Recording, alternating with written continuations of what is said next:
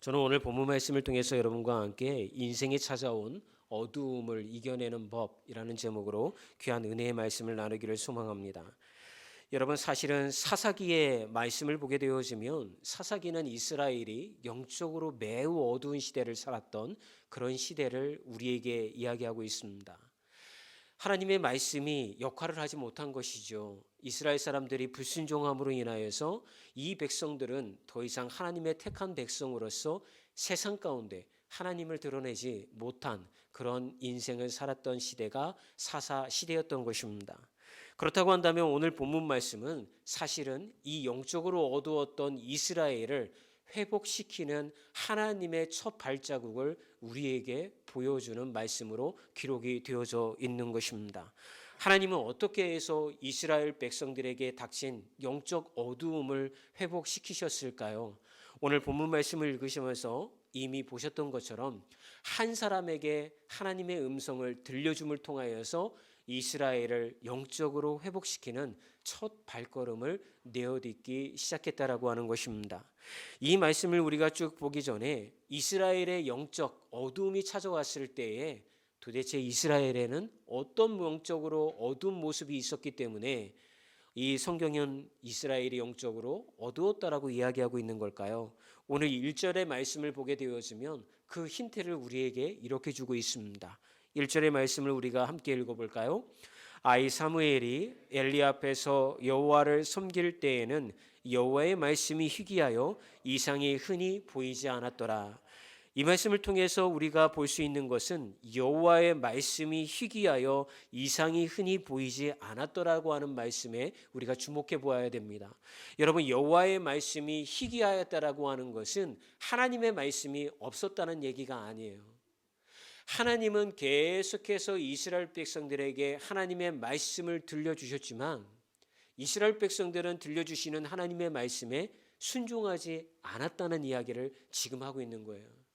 하나님의 말씀이 들리지만 하나님의 말씀에 여러분 순종하지 않으니까 더 이상 이 백성들은 그들의 삶 가운데 이상이 보이지 않았더라. 비전이 보이지 아니하고 소망이 보이지 아니하고 꿈도 보이지 아니하였던 시대가 바로 이스라엘에게 닥친 영적 혼탁기였다라고 성경은 우리에게 이야기해 주고 있는 것입니다. 여러분, 우리도 마찬가지인 거예요. 우리의 영이 점점 하나님 앞에서 어떤 하나님이 나와 동행하시지 않는 것 같고 답답함이 있고 뭔가 영적으로 막혀 있는 것 같고 그럴 때에 우리에게 나타나는 증상 중에 첫 번째는 뭐냐면 말씀이 희귀해지는 거예요. 매 주일마다 하나님의 말씀 앞에 나와서 우리가 예배를 올려드리지만 그 말씀이 내 심령에 들리지 않는 거예요. 그럴 때마다 목회자는 굉장한 죄책감에 시달립니다. 혹시 내가 말씀을 잘 준비하지 못해서 그런 것은 아닐까? 내가 영적으로 깨어있지 않아서 이 말씀이 우리 성도들의 영혼을 깨우지 못하는 것은 아닐까? 그런 죄책감에 시달리죠. 그러나 개인적으로 묵상을 해보면 하나님의 말씀이 들리지 않는 때는 언제냐면 내가 하나님의 말씀에 순종하고자 하는 마음이 내 안에 없을 때에 나의 영이 혼탁해지고 나의 영적으로 막혀있다라고 하는 느낌, 하나님이 나와 동행하시지 않는 것 같다라고 하는 생각이 마음을 지배하게 된다라고 하는 것이죠. 또 하나 영적 혼탁함에 놓여졌을 때에 나타나는 두 번째 증상을 사사기 21장 25절은 우리에게 이렇게 이야기합니다. 함께 읽어볼까요?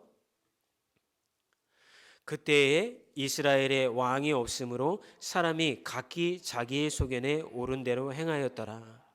여러분, 이스라엘의 제사장이 없었던 것이 아닙니다. 예배가 없었던 것이 아닙니다. 그리고 또 예배를 통하여서 하나님의 말씀이 없었던 것도 아닙니다. 그렇다고 해서 이스라엘 백성들이 하나님에게 온전하게 예물을 드리지 않은 것도 아닙니다. 모든 것을 다 하나님 앞에 할 수 있는 최선을 다하여서 다 드렸던 것이죠. 그런데도 불구하고 그들이 영적으로 혼탁한 상황 가운데 있었다라고 성경이 하는 이유는 자기들이 옳다고 생각하는 대로 믿고 싶은 대로 말씀을 판단하고 따르지 않았기 때문에 영적으로 어려운 시대, 영적으로 혼탁한 시대라고 성경이 말씀하고 있다라고 하는 것입니다. 좀 더 한 발자국 들어가면 여러분, 그 당시에 이스라엘 백성들은요 제사장은 돈을 받고 그 사람이 어떻게 살든 상관하지 아니하고 그 사람을 축복해 주는 예배를 드렸고요. 사람들은 집에다가 신당을 만들고 한 우상을 놓고 이게 하나님이야 이야기하면서 지나가던 레위인을 고용하여서 집안에서 예배를 드리면서 복만 받을 수 있다고 한다면 어떻게든지 하나님을 섬기는 모습을 자유롭게 드렸다라고 하는 것입니다. 그러면서 그들은 생각했던 거죠. 자신들이 올바로 하나님을 섬기고 있다라고 그렇게 생각했다라고 하는 것이죠. 지금으로 이야기하면 여러분 기복신앙입니다. 여러분 이 시대에 하나님의 말씀이 영향을 끼치지 못하고 내 삶에 평안이 있지 아니하고 변화가 일어나지 않는 이유는 뭘까요? 우리가 듣고 싶은 하나님의 말씀만 내가 택하여 듣고 내 영혼을 깨우는 하나님의 진리의 말씀은 내가 판단하여서 거부한다라고 하는 것입니다. 특히 우리는 좋아하는 말씀은 어떤 말씀입니까? 내게 복을 주시는 말씀, 내 영혼이 잘 된다라고 하는 말씀, 내 삶이 참으로 성공할 수 있다라고 하는 그런 말씀. 그런 말씀을 들으면 우리는 마음의 심령 가운데 환호하며 귀를 쫑긋 세웁니다. 그러나 하나님의 말씀이 우리의 심령에 못을 박는 것처럼 똑바로 살아야 한다라고, 여러분들이 말씀에 순종해야 한다라고, 죄를 지으면 안 된다라고 한다라고 그런 말씀을 듣게 되어지면 마음에 불편함이 있습니다. 그 말씀은 듣지만 마음으로 받아들이고 싶지 않은 거예요. 여러분 그럴 때에 우리의 영혼은 우리가 깨닫지 못하는 사이에 영적 혼돈과 혼탁함 속으로 빠져들게 되어진다라고 하는 것입니다. 여러분 이스라엘 백성들도 이와 똑같은 상황 가운데 신앙생활하고 있었던 것이죠. 그럴 때 하나님은 이들을 어떻게 회복시켰습니까? 한 사람을 부름을 통하여서 하나님의 음성을 들려주셨다라고 하는 거예요. 사랑하는 여러분, 우리가 영적으로 낭망하고 무언가 하나님과 동행하지 않는 것 같고 길이 열리지 않는 것 같은 영적 혼탁감 속에 놓이게 되었을 때에 하나님은 우리를 어떻게 회복시키냐면 하나님의 음성을 들려줌을 통하여서 우리를 회복시켜 주시는 거예요. 여러분 하나님은 늘 계속해서 여러분의 심령 가운데 하나님의 음성을 들려주기를 원하고 계신 거예요. 많은 사람들이 이렇게 얘기합니다. 하나님이 무엇이 원하는지 제가 알 수 없어요. 기도해 보았지만 하나님이 내게 말씀하시는 게 제 귀에 들리지 않아요. 영혼에 들리지 않아요. 이런 이야기를 합니다.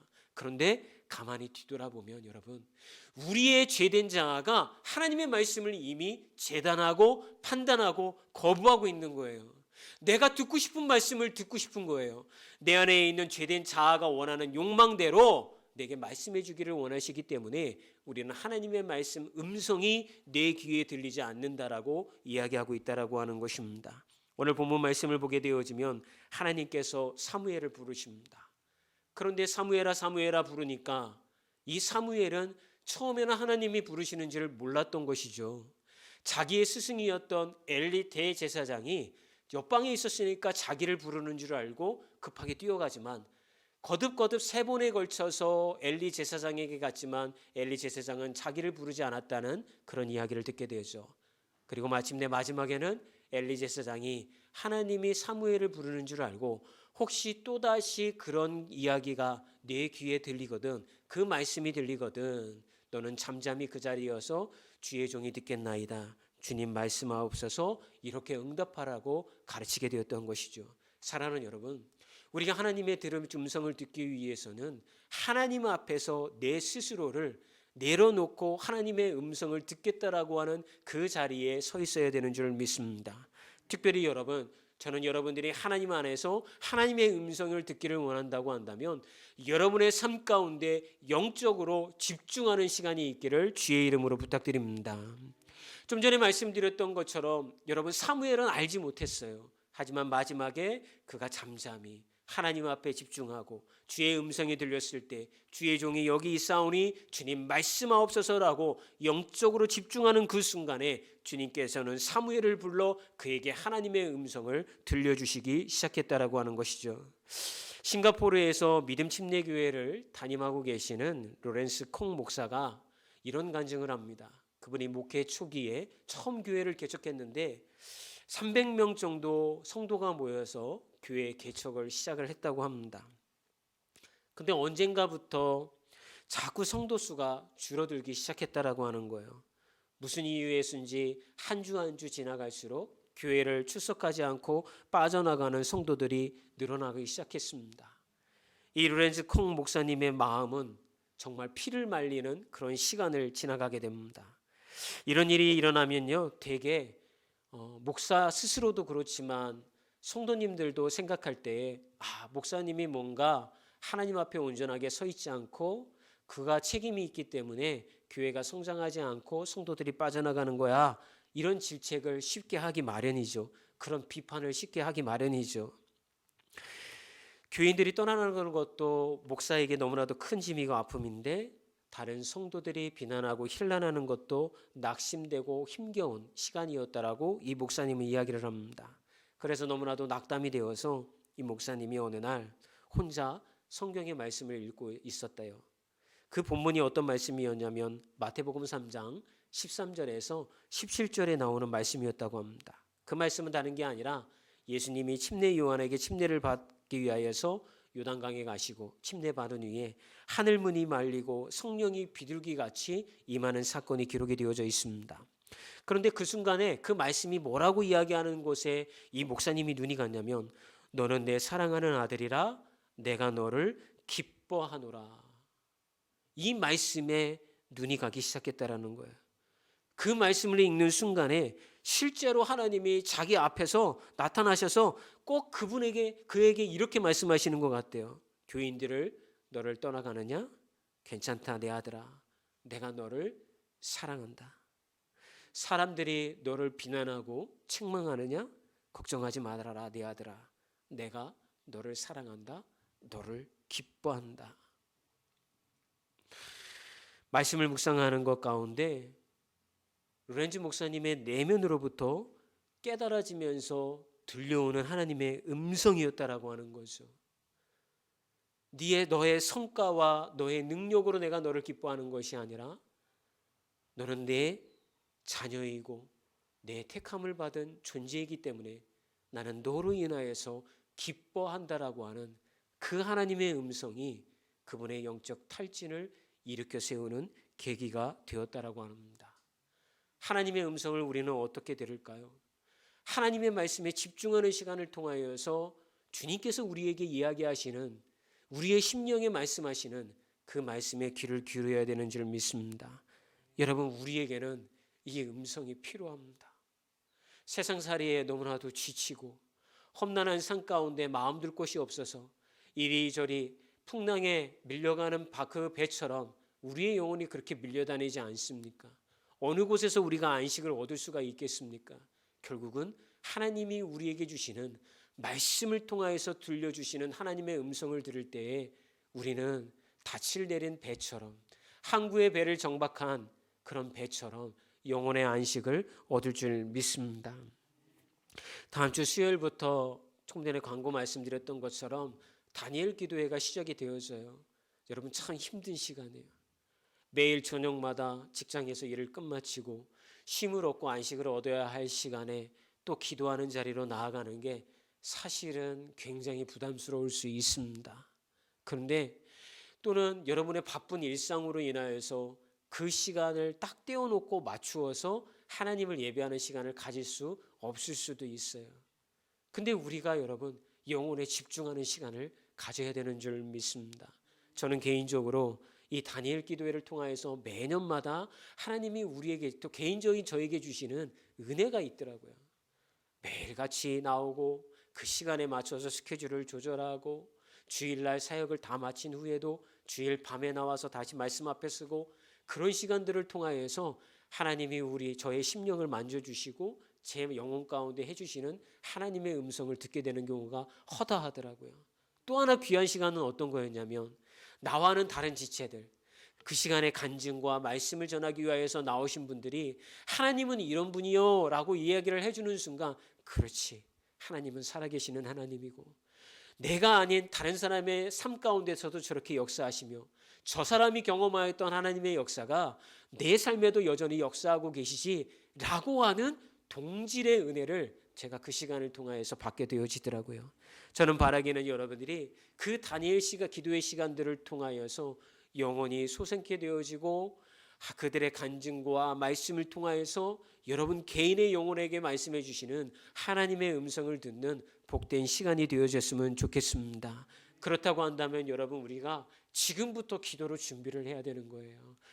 다음 주 수요일 날 시작되어지는 거니까 그냥 그렇구나 그렇게 하는 게 아니라 하나님 이번에 이루어지는 21일 동안의 기도의 시간에 하나님 제 영혼에 주시는 하나님의 말씀을 제가 듣기를 원하오니 아버지 하나님 이 시간에 영적으로 집중할 수 있게 해주시고 제가 생각하지 못했던 여러 가지 일들을 하나님께서 조절해 주시어서 이 시간 제가 온전히 하나님의 말씀과 예배 가운데 집중할 수 있도록 모든 것을 주님께서 만져주옵소서라고 기도로 준비한다고 한다면 분명히 하나님의 은혜가 그 시간들을 통하여서 여러분과 여러분의 가정에 임할 줄 믿습니다.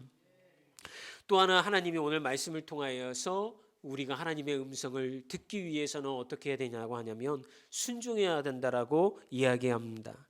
여러분 오늘 말씀을 보게 되어지면 아까 10절의 말씀에 여호와께서 임하여 서서 전과 같이 사무엘아 사무엘아 부르시는지라 사무엘이 이르되 말씀하옵소서 주의 종이 듣겠나이다 라고 이렇게 이야기를 합니다.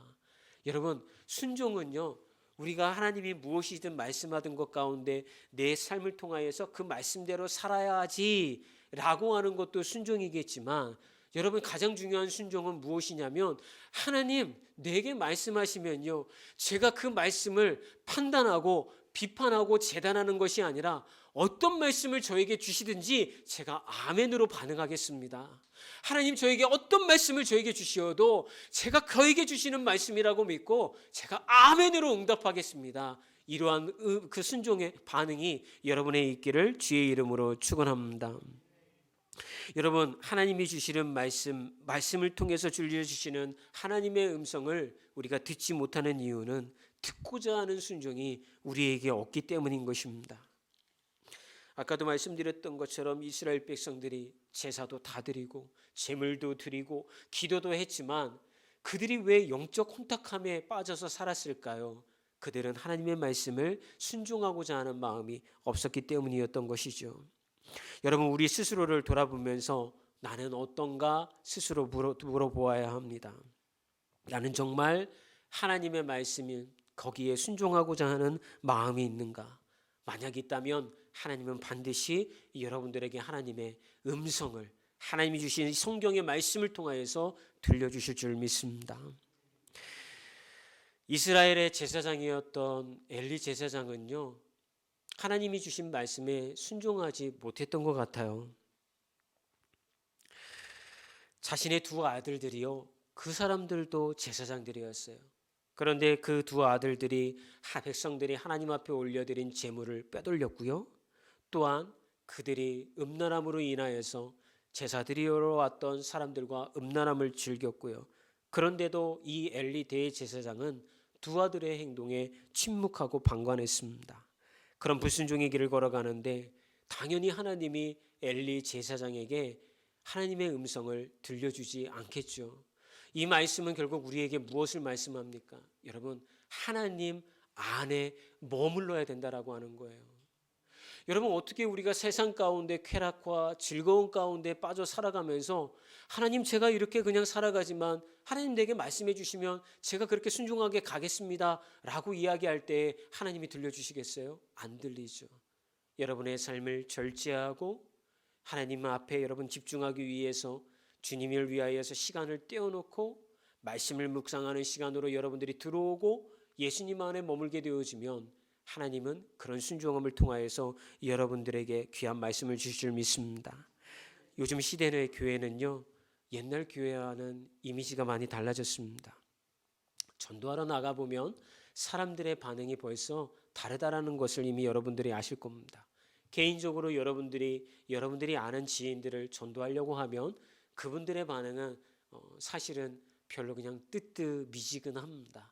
그냥 너나 열심히 신앙생활, 심지어는 가족들도 너나 신앙생활 열심히 해야지 뭐 이렇게 전도하려고 하느냐, 뭐 교회에 특별한 게 있느냐, 예수 믿어서 뭐 다른 게 있느냐, 그런 반응을 보이게 되어지는 것이죠. 왜 현대교회는 예전 교회만큼 세상에 영향력이 없고 사람들의 반응은 달라졌을까요? 그 차이점은 저는 말씀대로 순종하고자 하는 그리스도인들이 점점 사라졌기 때문이라고 저는 그렇게 믿습니다. 한 일례화로 여러분, 사랑의 원자탄이라고 불려지는 손양원 목사님을 여러분들은 잘 아실 겁니다. 이미 수많은 이야기를 여러분들이 들었기 때문에 여러분 내용을 다 말씀드리지 않아도 다 아실 거예요. 1948년에 여러분 제주에서는 제주 4.3 사건이 일어났습니다. 근데 그걸 진압하기 위하여서 순천 그리고 여수에 있었던 군인들에게 명령하여서 제주로 가서 이 반란을 진압하라고 명령을 내리죠.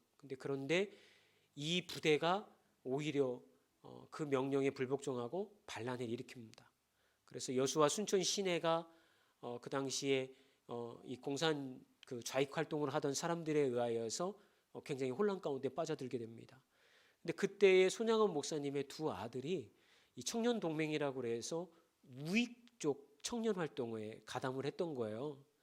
그런데 이 두 아들의 친한 친구였던 한 친구가 이 자기 친구 두 사람이 우익 활동을 한다라는 것을 알고 나서 그들을 잡아다가 총살을 시켜버립니다. 손양원 목사님이 두 아들이 죽었다라고 총살당했다라고 하는 것을 나중에 듣게 됩니다. 이 반란이 진압되고 나서 자기의 아들들을 죽였던 그 아들의 친구였던 그 친구는 이제 감옥에 들어가게 되어지죠. 손 목사님이 나중에 감옥을 찾아갑니다. 그리고 그 친구의 이름이 안재선이었는데 그 친구를 예수의 이름으로 용서하고 석방시킨 이후에 자기의 양아들로 받아들입니다. 그런데 손양원 목사님이 이런 고백을 합니다. 사랑하는 두 아들이 앉았던 식탁에 살인범을 앉히고 밥을 먹을 때 입안에는 밥이 아닌 모래알이 삼켜진 듯했다 라고 하는 고백을 나중에 하게 되었습니다. 여러분, 쉽지 않았던 거죠. 비록 예수님의 사랑으로 자기의 두 아들을 죽였던 그 친구를 양아들로 받아들였지만, 예수님이 사랑하라고 해서 거기에서 순종하여서 그렇게 했지만 그분의 마음은 거기까지는 이르지 못했던 거죠. 그럼에도 불구하고 여러분, 이 손양원 목사님은 끝까지 그 양아들로 맞아들였던 안재선을 기독교 신앙으로 복음화시키고 보살피게 되어줍니다. 여러분, 하나님은 이 시대에 순종할 사람을 찾고 계신 거예요. 여러분, 이 시대에 하나님의 음성이 들리지 않는 것은, 그리고 우리가 영적 어두움에서 벗어나지 못하는 이유는 하나님의 말씀에 순종하지 않아서라고 저는 믿습니다. 그래서 회복되기를 원하신다면 하나님의 말씀 가운데 순종하는 여러분이 되기를 주의 이름으로 축원합니다.